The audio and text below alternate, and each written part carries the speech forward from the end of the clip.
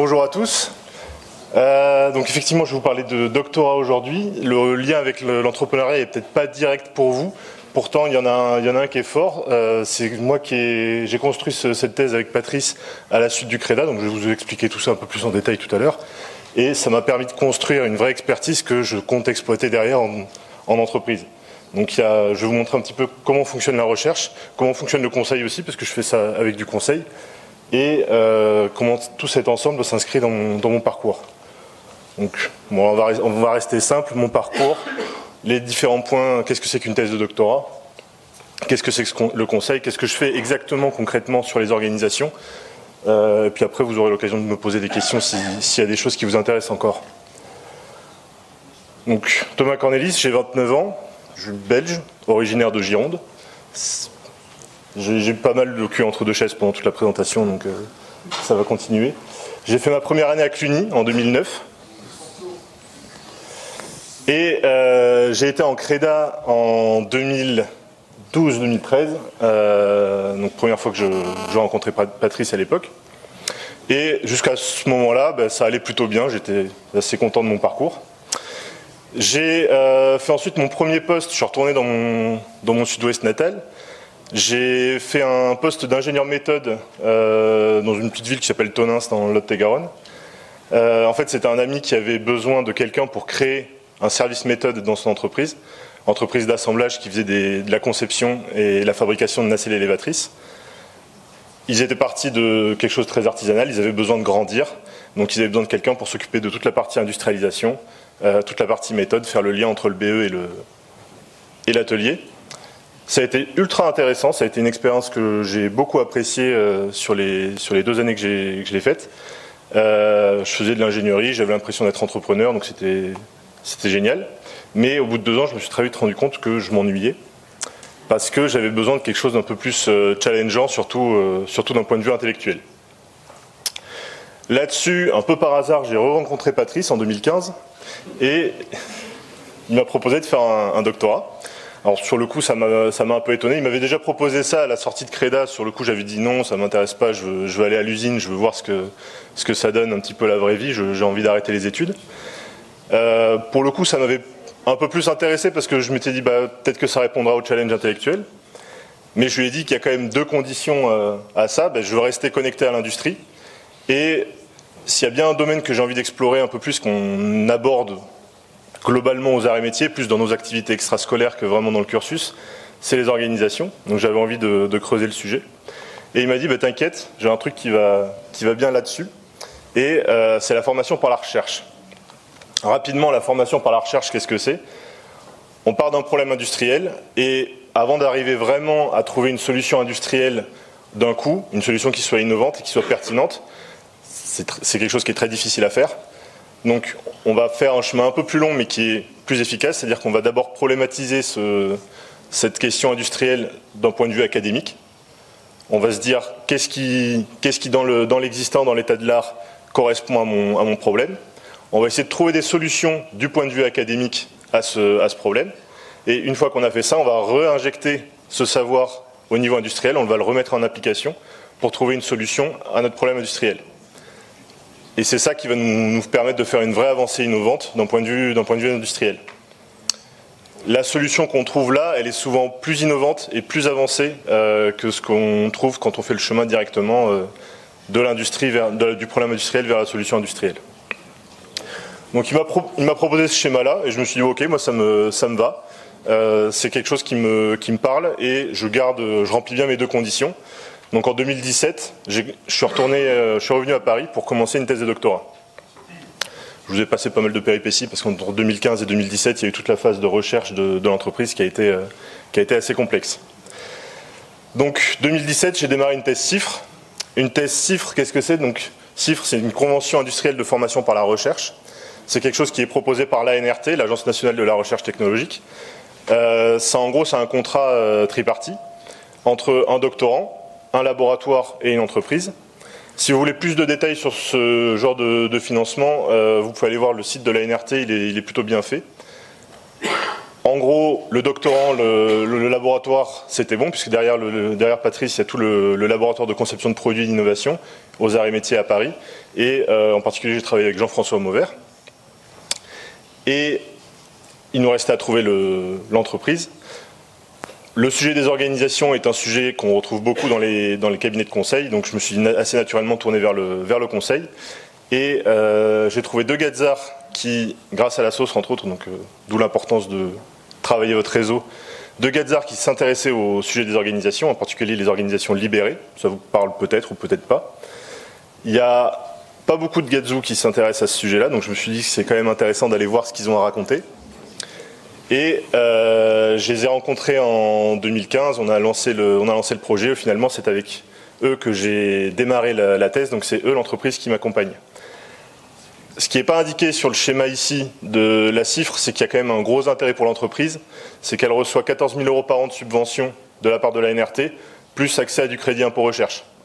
Donc c'est vraiment intéressant financièrement pour une entreprise de partir vers ce genre de contrat, en particulier pour développer des nouvelles compétences sur des sujets qu'ils n'ont pas. À partir de là, alors si je veux quand même vous expliquer un peu qui est Spinpart et qu'est-ce qu'ils font. Donc Spinpart, cabinet de conseil spécialisé en management et conduite du changement. 6 secteurs principaux. Moi, je suis surtout sur la partie industrie.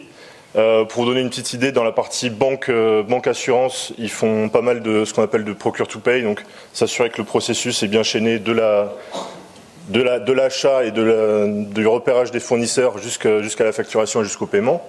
Dans le public, on fait pas mal de RH. Dans l'énergie, on fait pas mal de maintenance et de smart grid. Automobile, beaucoup de tout ce qui est CRM, marketing. Et transport service, pareil, on est plus dans de la maintenance. Moi, ce qui m'intéresse, c'était les expertises qu'ils avaient transverses. Donc tout ce qui est marketing, vente, relations clients, c'était pas un sujet sur lequel j'étais porté à la base, mais ça m'a fait du bien d'aller les découvrir dans le cabinet. Pareil pour la finance et la gestion. Moi, encore une fois, avec mon profil, je me suis retrouvé entre 2 practices, entre les RH et la production supply, parce que j'avais envie quand même de garder ce lien avec l'industrie. Pour vous donner un exemple un peu plus concret de ce qu'on fait en production supply et en orga, je vais vous prendre le cas de Rial, donc une coopérative laitière française. Ils récoltent du lait, ils le transforment en fromage, en beurre, en yaourt. C'est un des plus gros groupes français sur de l'agroalimentaire. Ils sont venus nous voir assez récemment avec une problématique simple, on veut améliorer les performances. C'est un domaine dans lequel eux ils se portent bien, mais il y a une très faible marge qui est faite sur les produits, donc il faut toujours être en recherche de performance, surtout de performance industrielle. On leur a proposé 3 axes. Réduire les coûts, en particulier ce qu'on appelle le coût de conversion, donc on prend la totalité du coût de transformation en incluant tout ce qui est perte matière. Renforcer l'expertise en excellence opérationnelle, donc par exemple on a formé chez eux des green belts et des black belts sur le lean pour s'assurer qu'ils soient eux-mêmes en mesure d'améliorer leurs performances. Et on leur a proposé d'améliorer les performances de l'organisation. Là-dessus, on est parti écouter un petit peu leurs besoins. Et leurs besoins, c'était ça, une organisation solide qui permet de booster les performances et les hommes, évolution de l'organisation management de terrain, garant de la responsabilisation des équipes et du progrès permanent. Je ne sais pas vous, mais moi j'ai rien compris quand ils nous ont dit ça. Et je me suis dit, mais ok, il y a plein de mots-clés, mais concrètement, qu'est-ce qu'on en fait en fait? Donc les questions qui se posent là derrière, c'est comment est-ce qu'on interprète ça en conception? Qu'est-ce qu'on en fait? Sur quels paramètres est-ce qu'on va jouer pour arriver à concevoir la nouvelle organisation? Et comment est-ce qu'on s'assure que la réponse qu'on va apporter répond à leurs besoins? Donc ça, c'est là-dessus, en fait, c'est la problématique de base de ma thèse. Si on le prend d'un point de vue un peu plus haut, on peut schématiser l'activité de conseil comme ça. On va partir d'un besoin qui a été exprimé par un client et une organisation existante, et le consultant va mener une démarche de transformation et de conduite du changement pour arriver à un nouvel état de l'organisation et, normalement, on espère, un client qui soit satisfait. Pour ça, il va apporter des compétences, des outils, des méthodes et des ressources à son client pour pouvoir mener ce projet. Le problème qu'avait Spinpart, c'est qu'en termes d'organisation, les démarches, chaque consultant avait sa propre démarche. En fait, au sein du cabinet, il y avait autant de démarches que consultants. Difficulté à être performant en dehors des systèmes stables, ça veut dire que en prod, on était très bon. Sur du management de projet ou des organisations un peu plus complexes, surtout des projets très complexes type Thales ou chez Thales ou Dassault, on avait un peu de mal à montrer que les principes qu'on voulait mettre en place allaient fonctionner. Et il y a peu de consultants qui savent faire les cas complexes. On se repose beaucoup sur les experts. Donc nous, on est parti dans la thèse, se dire, on pose cette question, comment est-ce qu'on fait pour gérer les situations complexes et ou innovantes quand on fait de la conception d'organisation. Là-dessus, si je reprends mon schéma de tout à l'heure de la recherche, en fait, on déploie le process. Donc, ce que je vous ai dit, on va formaliser le besoin. Là, pour le coup, c'est ce que je vous ai montré tout à l'heure. On va réaliser un état de l'art, on va voir ce qui se passe dans la littérature et on va en tirer déjà la problématisation du problème, parce que le problème que rencontre l'industriel, c'est pas le même problème que celui que rencontre l'académique. Là, je me suis fait beaucoup de lectures sur la théorie des organisations. C'était un monde que je ne connaissais pas du tout et dans lequel je me suis beaucoup plu. Derrière, on essaie de trouver des solutions qui peuvent théoriquement correspondre à notre problème. Et surtout, on va chercher à faire un apport académique. On va essayer de se dire, ok, les académiques, ils voient le problème différemment. L'industriel, il voit d'une autre façon. Et pourtant, les deux, il y a un trou, il y a un manque dans leurs connaissances. Et nous, on va essayer d'y apporter quelque chose. Et enfin, là c'est la phase dans laquelle que je viens de terminer. En fait, on remet cette solution dans la partie industrie pour justement arriver à répondre déjà aux besoins de l'industriel qui nous a engagés et concrétiser cet apport. Dans tout ça, il y aura à chaque fois des problématiques de communication. C'est un des gros aspects de la recherche, c'est qu'il faut énormément communiquer, que ce soit par des conférences ou des articles. Juste pour info, par exemple, ce qu'on peut donner en état de l'art sur qu'est-ce qu'une organisation. Ça, c'est des choses qui vont vous être utiles à peu près toute votre vie. Une orga, c'est quoi? C'est une entité qui est repérable parce qu'elle a une frontière. Cette frontière, elle est perméable. Elle laisse passer tant des flux que des personnes vers l'extérieur. Cette organisation, elle a forcément un but, elle a forcément une finalité. Ça fait partie des plus gros points que vous allez avoir, des plus grosses questions que vous allez avoir à vous poser quand vous allez créer vos propres organisations. C'est quoi le but? Qu'est-ce que je cherche à faire? C'est quoi la finalité? Forcément, il y aura des personnes qui seront en situation d'inclusion partielle, c'est-à-dire qu'elles sont à la fois dans votre organisation et à la fois elles sont dans d'autres organisations. Si on y réfléchit, on est tous dans plein d'organisations différentes à la fois. Ça, c'est un gros aspect culturel parce que je suis en France, donc j'ai certains codes à respecter. Je suis dans le milieu de l'industrie, donc j'ai d'autres codes à respecter qui viennent s'y rajouter. Je fais la même chose au Vietnam, ça se passe pas pareil, même si je suis dans la même branche industrielle. Je fais ça dans un BE ou dans une industrie agroalimentaire. Je ne vais pas me retrouver dans la même situation, même si je suis en France. Tout ça, c'est des questions auxquelles il faut se poser, il faut arriver à trouver des débuts de réponse. Et bien sûr, l'organisation, elle travaille par un système d'échange, donc échange avec l'extérieur. À la base, les premières ressources qu'elle a, elle doit forcément les acquérir auprès de cet univers extérieur. Ça, je pense que vous en êtes bien conscient quand vous allez chercher vos premiers financements auprès de différentes institutions, comme on a pu les voir précédemment. En tout cas, là derrière, il y a énormément de théories qui abordent ces différents points. Ils les abordent de plein de façons différentes. Ils ne sont même pas d'accord sur cette définition que je viens de vous donner. Nous, on prend celle-là parce qu'elle est quand même assez simple. Pour la suite, on a dû poser les choses. Et justement, on est passé après sur la question de la problématisation. Donc là, on se pose la question de comment l'organisation elle évolue. Pour le faire très simplement, quand on voit le contexte dans lequel l'organisation évolue, le contexte externe, on en a une certaine perception. Donc là déjà, il y a un problème de est-ce que je perçois correctement mon environnement. Cette perception, on va essayer de se dire, tiens, j'ai un certain nombre de comportements que mon organisation doit avoir si elle veut être performante. En face, il y a des comportements qui sont requis par le contexte, par l'environnement. Si ça match, je serai en performance. Si ça ne matche pas, on va s'écraser, on va disparaître assez rapidement. C'est un phénomène qui est très complexe, il y a encore plein de paramètres, là c'est la version simple.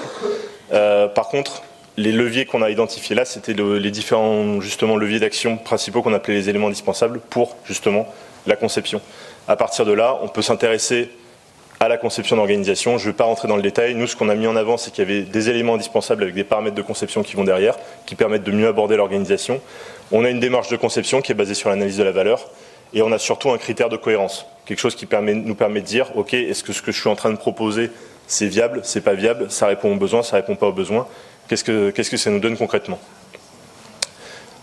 Là, je vous ai passé les trois premières phases qu'on a dans le schéma de la démarche de recherche. Dernier point, les résultats, si je reprends l'exemple de l'industriel qu'on avait précédemment.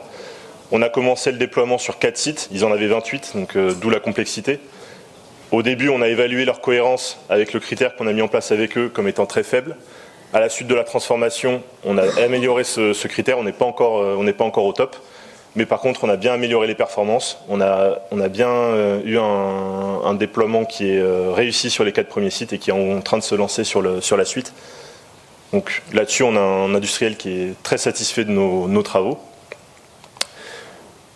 Donc moi, si je reviens à justement mon parcours, ce que j'ai fait, je peux redire que j'ai atteint mon objectif de satisfaction. Merci Thomas.